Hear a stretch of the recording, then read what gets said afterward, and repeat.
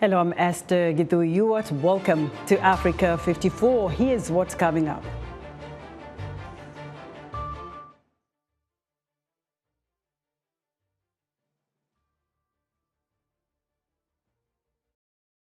The United States observes the Martin Luther King Jr. holiday to mark the birthday of the prominent civil rights leader who fought to end racial segregation. The 19th Non-Aligned Movement Summit is underway in Uganda amid global challenges including terrorism and climate change. And burning basin wood for traditional fish smoking in the Congo Basin is depleting the forest and causing serious health problems for people. All this and much more coming up on today's Africa 54.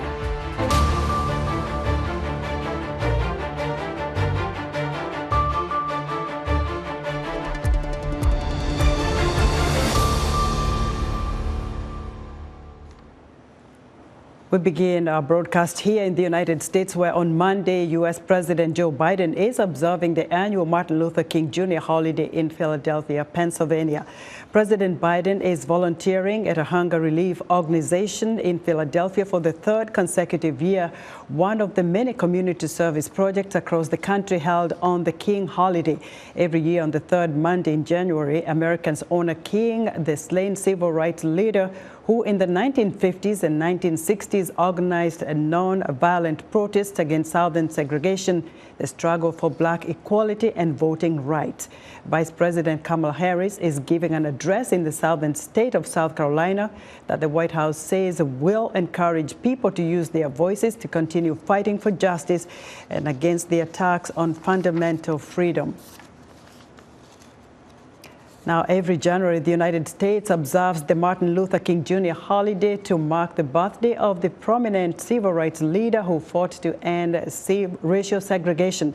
VOA's Anthony LaBruto visited some of the famous landmarks here in Washington, where Dr. King rallied his supporters in the early 1960s.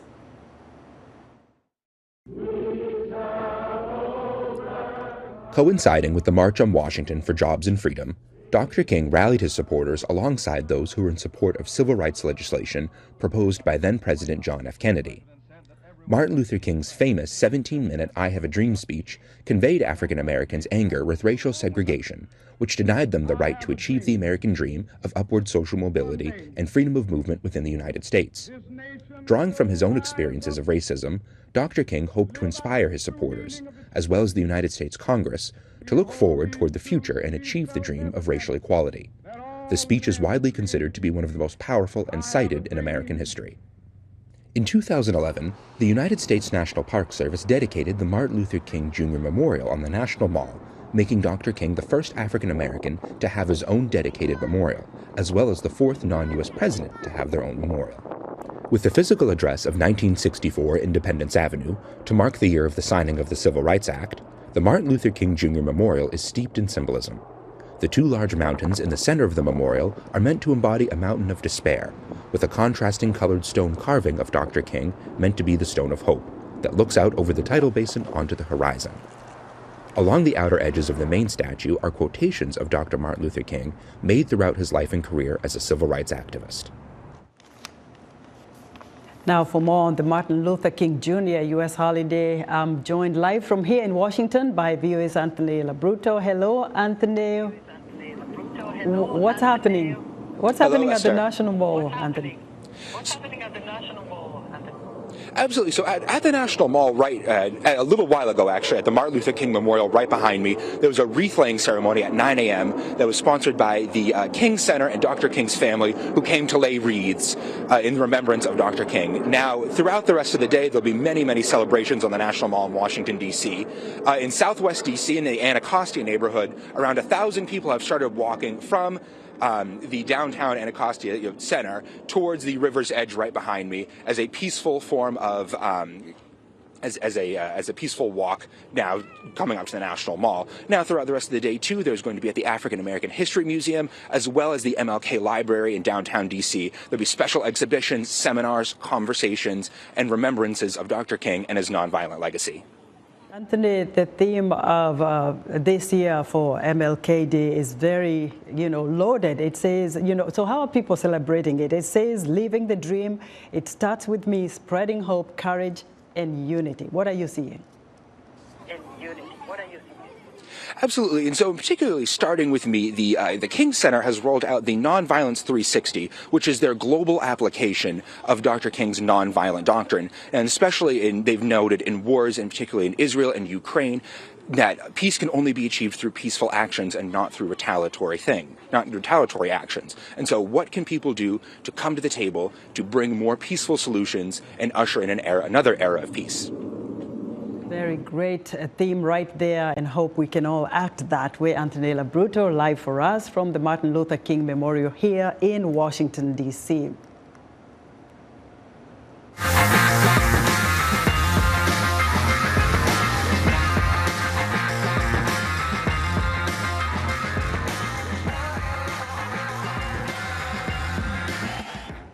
Let's turn our attention to the Africa Cup of Nations that kicked off in Ivory Coast over the weekend. David Doyle has this Africa Sports Roundup. Here's the latest sports news from Africa in 60 seconds. The Africa Cup of Nations kicked off on Saturday with all going according to plan for the hosts, Ivory Coast. They opened the tournament with a 2-0 victory over Guinea-Bissau in front of a crowd of 60,000. But Sunday, however, was a day of shocks. 7-time champions Egypt needed a last-gasp penalty to end on equal terms with Mozambique. Nigeria also drew with Equatorial Guinea, and then the Cape Verde Islands beat 4-time winners Ghana 2-1. And finally, a 10-kilometre world record was broken in Valencia on Sunday. Kenya's Agnes Ngetich shaved 28 seconds off the previous best to become the first woman to run the distance in under 29 minutes. I'm so happy. I didn't expect this here. Right. David Doyle of Reuters filed that report. Now for more on AFCON, let's go to Abidjan, Ivory Coast, where VOA Sports reporter Mukbil Yabaro is standing by. Hello, Mukbil. Hello, Esther. How are you doing? Good. Tell us about the upcoming AFCON matches.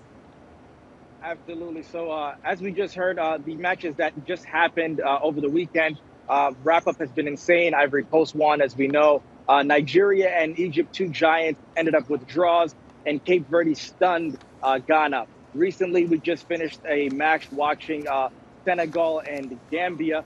Senegal, the defending champions of AFCON, just won 3-0 and really showed why they are the champions of AFCON. Mukbil, based on what you've seen so far, who do you think is likely to be the early favorites to win the tournament? If I'm just going off of what I've seen so far for the teams that have played, there have only been 4 matches that have been played. I would go with Senegal. They look the most calm, the most poised. You could make the argument and say that Gambia might not have been their biggest test, but they looked the best so far. Egypt barely survived and got that draw in extra time. So I would have to go with both Senegal and I would say Ivory Coast as well in their opening match. Mukbil, there seems to be a lot of empty seats during the second game between Nigeria and Equatorial Guinea. What happened? Very good question, Esther. I think we're asking ourselves the same question. There's been a lot of fanfare and a lot of excitement happening around Abidjan, but we just don't know what's going on about filling the seats. And even during the opening ceremony, there were still seats that were open. But when you look online, and some individuals were saying they were trying to purchase tickets last minute, they were unable to do so. So maybe there's some technical issues happening with the AFCON team and their website. But hopefully we're able to get more people in the stands, because you want people to be watching you as you play, and these players deserve that much. And quickly, Mukbil, describe the energy, the enthusiasm from fans over there. Excitement everywhere. Abidjan doesn't have any games happening today. Some games are being played in Bouaké and Yamoussoukro, but all across the country, I'm sure it's exciting. And hopefully, if we're able to make it over there, we have Alvaro, our Portuguese correspondent, who's made it over there, and he'll probably give us some insight into that later on today. Mukbil, thank you very much for your reporting. Mukbil Yabaro, our reporter, right there in Abidjan, Ivory Coast.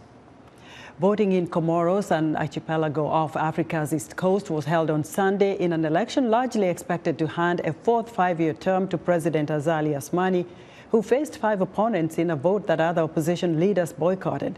Comoros has experienced around 20 coups or attempted coups since winning independence from France in 1975 and is a major source of irregular migration to the nearby French island of Mayotte. A boycott was called, accusing the Election Commission of favoring the ruling party.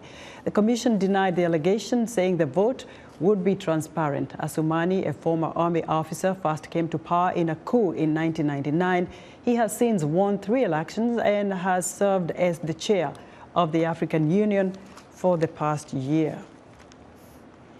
Now, for the latest on Comoros elections, I'm joined live from here in Washington by VOA's Shakur Aboud, who is closely following the elections from his native country. Shakur, what more can you tell us about the voting in Comoros? Thank you very much, Esther. The situation in the Comoros is very tense at this moment because Azali's camp has declared winning about 58%, while the opposition has also declared winning. But the opposition believes that there needs to be a second round because under the Comorian constitution, you have to win 50% to be directly elected. Otherwise, there's a second round. According to results which were counted yesterday, and issued by different media groups because the Electoral Commission has not yet issued any results, shows that the opposition leader, Dr. Salim from the party of Jua, is leading, but he has only 32%. And mathematically, because there are 3 candidates, the second one is Hamidu, who has 30 points, and Azali is showing number 3. So that has created a lot of tension. The results issued by the media and what the camps are claiming is making it a big problem. So you're saying the results are already disputed. So is there any chance of a rerun? According to experts I've been talking to, an analyst in Moroni, they say that there is nowhere that anyone can win the first round.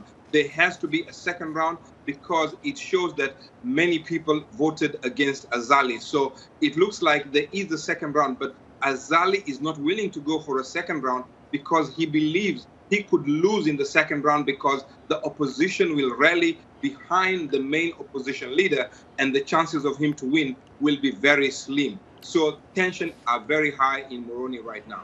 So, well, if Azali then is declared president in this first round, what should Comorians expect from his 4th term? Experts and people in Comoro believe that they will not accept the results. The Comorians are not expecting much from Azali because his 3 terms has shown that he has allowed a lot of corruption, favoritism, and he is favoring his son to become the next leader. And that has really made Comorians not willing to accept that, and they are ready. When you listen to social media and experts and political parties, they are ready to go to the streets and not accept it. Some of the opposition leaders are saying that Azali is preparing an electoral coup. So Comorians are not expecting much from Azali. What they want is to see him go. So we have to see what the Electoral Commission will come up, what results will be announced, and then we'll know what happens next. What about the political analysts in Comoro? Do they think that because Azali right now is the chairman of the African Union, he would have some sort of influence that could propel him to be president for a 4th term? Well, the people in Comoro and the experts, as you say, they don't think that he being chairman of the African Union will help him and propel him to be the leader, but he wants to use that to propel himself to take over the country. So we will have to see and watch what will happen. This is reflecting on African Union chairman, what he's trying to do. People are saying he's trying to steal elections, and that's an example of what is happening in many parts of African countries where elections are taking place. There's always disputes, so people are watching very closely. Well, Shakur Aboud, thank you very much for your insight. Thank you for following that for us. From here. Thank you very much. VOA's Shakur Aboud reporting live for us on Comoros elections.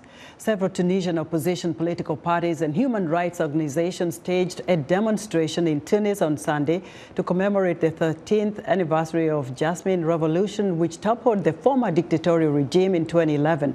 Protesters denounced what they saw as a democratic setback since President Kais Saied seized all power after dissolving parliament and pushing through a new tailor-made constitution.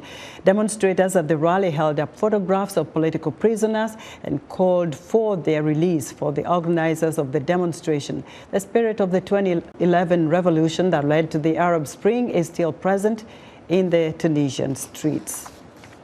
The president of the Tunisian League for the Defense of Human Rights spoke about the current state of protests in Tunisia.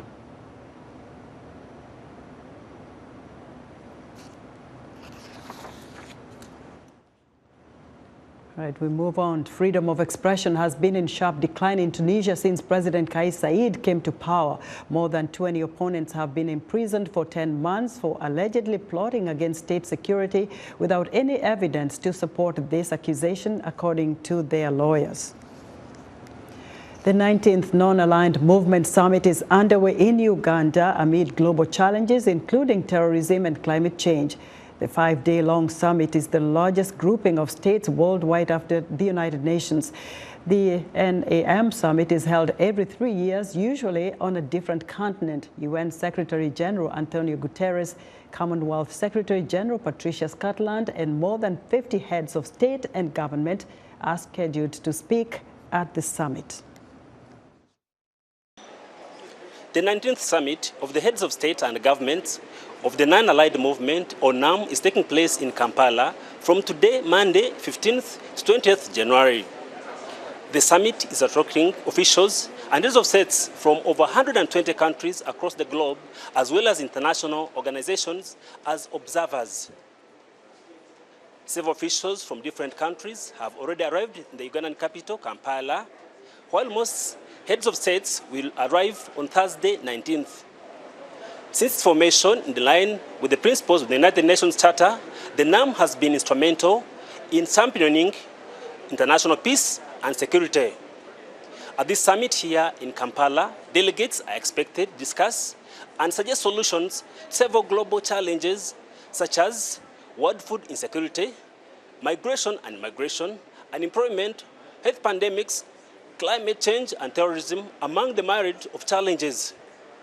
Ugandan President Yoweri Kaguta Museveni is taking up the chairmanship of the Non-Aligned Movement from this year until 2027 from Azerbaijan, which has been heading it since 2019.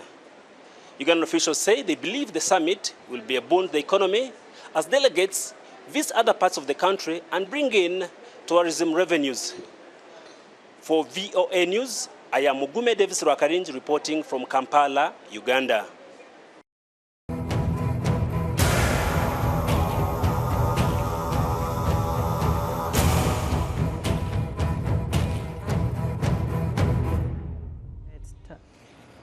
Let's turn our attention now to the Middle East. Sunday marked 100 days since Hamas launched a terrorist attack into southern Israel. The Jewish state responded with a powerful military operation in Gaza. VOA's Veronica Balderas-Iglesias looks at the toll the war has taken on the Israeli and Palestinian civilian populations. It has been 100 days since Hamas fighters launched a terrorist incursion into Israel, killing 1,200 people and kidnapping about 240 others. At least 105 of them have been released since the October 7 incursion, but many are still being held captive, missed by their loved ones. Prisoned without food, without light, without water, without any inhuman conditions. Israel's air and ground military operations in Gaza, which aim to destroy the militant group, have killed an estimated 24,000 Palestinians, a large percentage of them women and children, according to the Hamas-run health ministry in Gaza. More than 85% of Gaza's population of 2.3 million have been displaced. Among them, Heba Bakr, who is 6 months pregnant. I will have a child. I'm worried about my due date. Where am I going to give birth? How will they treat me when I give birth? From the Vatican, Pope Francis renewed his calls for peace. War itself is a crime against humanity. People need peace. The world needs peace. Demonstrations in Rome, London, and Washington over the weekend also demanded an end to the war. But Israeli Prime Minister Benjamin Netanyahu is not bowing to public pressure. At this moment, what comes first is to cover the expenses of the war and to allow us to conduct the war in the coming year and complete it, including the elimination of Hamas, including the return of our hostages.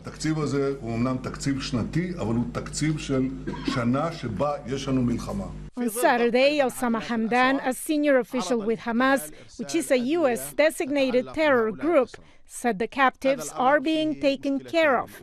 He also referred to a deal that Israel said it had brokered with Qatar to deliver medicines for the hostages. We are keen to treat them, but we will treat them with whatever medicine is available that reaches our people. And here we thank our brothers in Qatar who took the initiative to send medicines. With no end to the conflict in sight, rallygoers in Tel Aviv stood in silence for 100 seconds Sunday, representing the number of days hostages have been held captive.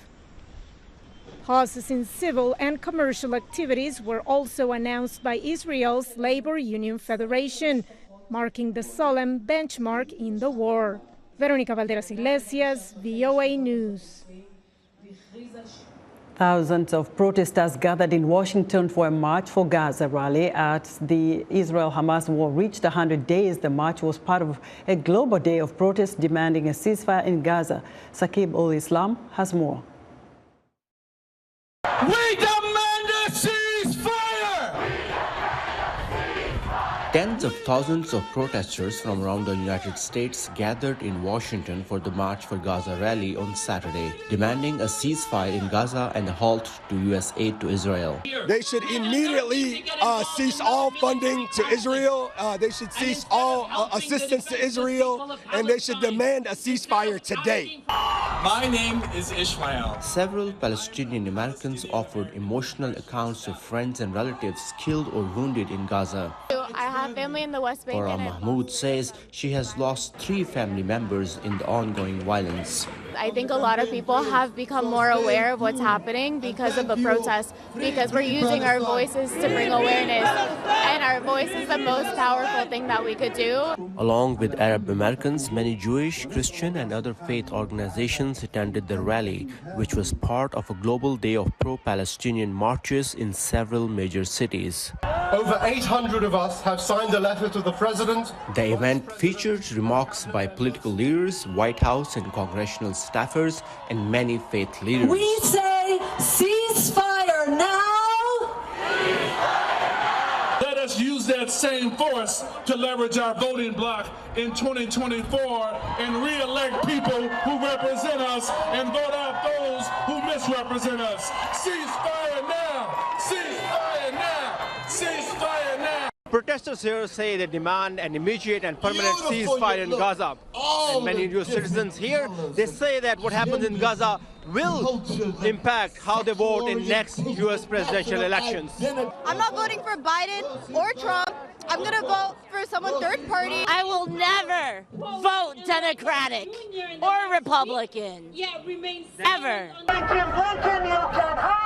At the end of the rally, protesters marched towards the White House, although President Joe Biden was at the Camp David presidential retreat.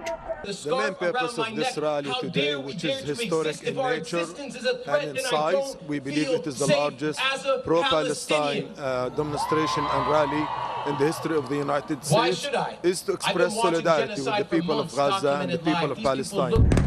The Israel-Hamas war began on October 7 last year after Hamas militants launched a terror attack on Israel, killing 1,200 people and taking about 240 hostages. The Israeli military response in the wake of that brutality has killed more than 23,000 Palestinians. Prime Minister Benjamin Netanyahu is vowing to continue Israel's war against Hamas, a U.S.-designated terror group, until it is defeated. Saqib al-Islam, VOA News, Washington. We'll have more news coming up after the break. Stay with us.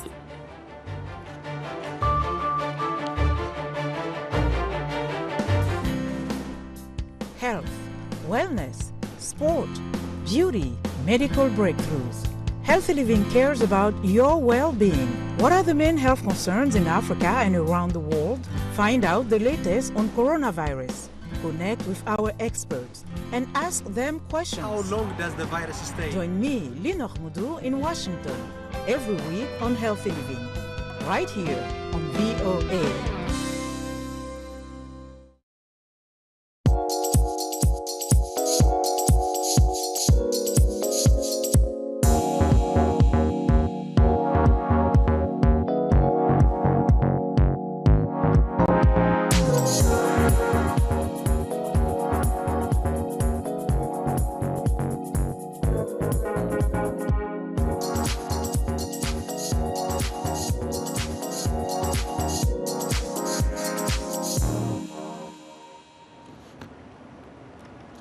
Welcome back to Africa 54. In other news, South Africa says more than 50 countries are expressing support for its case at the International Court of Justice in The Hague, accusing Israel of genocide against Palestinians in the war against Hamas in Gaza. Other nations, including the United States, are strongly rejecting South Africa's allegations. Sunday marked 100 days of the war in Gaza. Nigerian children with amputated limbs are getting help to walk again and fight social stigma through the support of the Irede Foundation, a Nigerian group that provides children with free artificial limbs that normally cost $2,000 to $3,000. The foundation has given free artificial limbs to more than 500 children. And hundreds of couples gathered in Ethiopia's capital Addis Ababa on Sunday to participate in a traditional mass wedding ceremony, the first such event in a decade, according to the organizers and participants. Dressed in traditional white clothes, the couple sang and danced in the streets outside the venue before the ceremony. Donald Trump is the overwhelming favorite to push past his rivals and stake an early claim to the Republican presidential nomination when Iowans braved frigid temperatures Monday evening to cast their first votes in the 2024 campaign.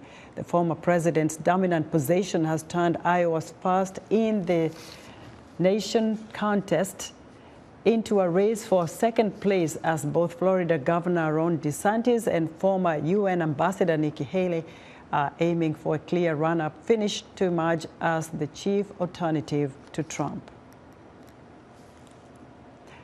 And that's our show for today. Be sure to watch Africa 54 on our website at voaafrica.com. From all of us here in Washington, thanks for watching.